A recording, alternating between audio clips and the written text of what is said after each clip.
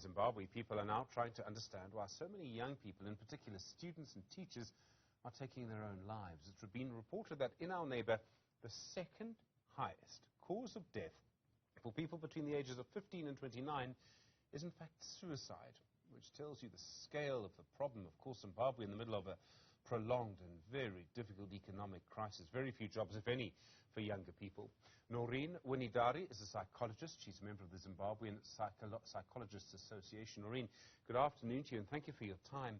When you look at the number of young people taking their own lives in your country, is it related to the economic crisis? Is the crisis leading to this other crisis of suicide? Good afternoon, Steve. We cannot divorce the socio-economic conditions prevailing in Zimbabwe from the suicide rates. It's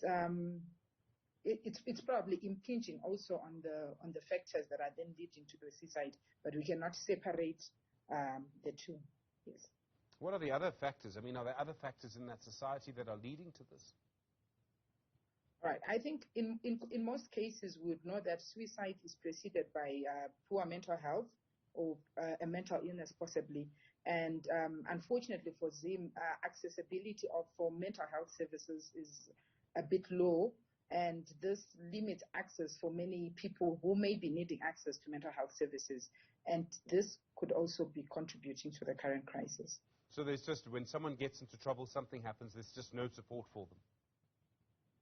Yes, there is limited support also in terms of availability of practitioners and also a cultural perspective around mental illness. We are not in a space where mental illness or mental health issues are taking precedence over other matters. Maybe other explanations are usually given for such things, except mental health. We've seen in many countries, we've seen it in Southern Africa, in our country, in your country, we've seen it in Europe and North America too, where young people believe that their parents' lives are better than the lives they will live. In other words, they almost give up on hope. The idea that their lives would be better than their parents' is just gone. That's not what's going to happen. Is that a factor in all of this, the idea that life is not going to get any better for them?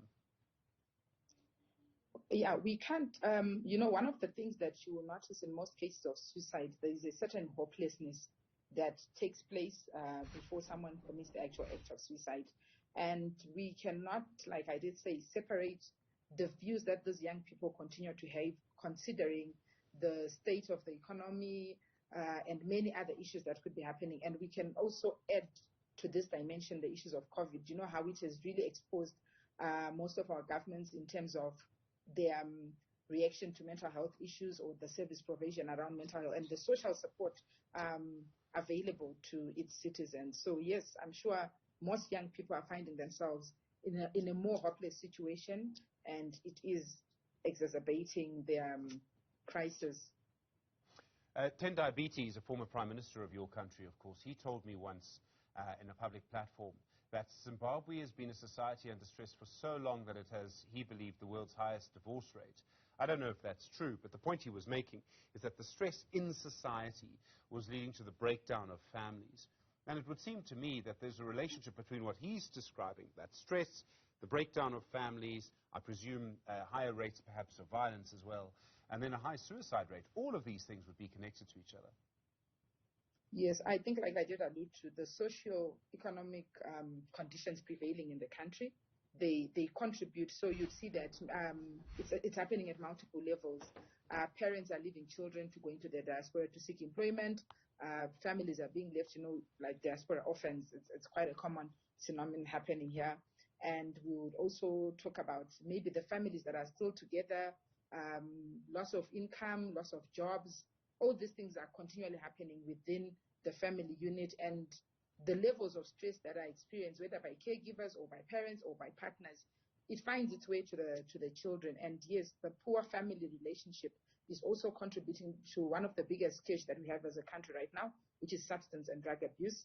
It's been on the rise over the past few years, and it has also been linked to the cases of suicide.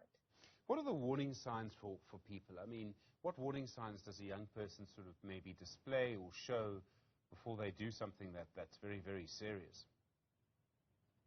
I think we can look at it from, generally it would be changes in behavior. And it varies maybe from group to group, but maybe the most common ones that people can look for is withdrawal. Maybe someone is withdrawn from their usual social media platforms. They are beginning to close them down. Some actually do write about it and sort of put a suicide note out there. And at times people just don't take it seriously. If it's in the home, you might find that your young child or your teenager or your young adult is not interacting with everyone else in the home, preferring to be alone most of the times, or just to close themselves and shut themselves away from everyone. It's a warning sign, and if we could respond to that as early as possible, I believe we can prevent some of the cases. Even when someone does mention suicide, we need to take it seriously. Noreen, thank you very much indeed. Noreen Wini-Dari is a psychologist with the Zimbabwe Psychologists Association. You can imagine the stress that society's been under for many, many years.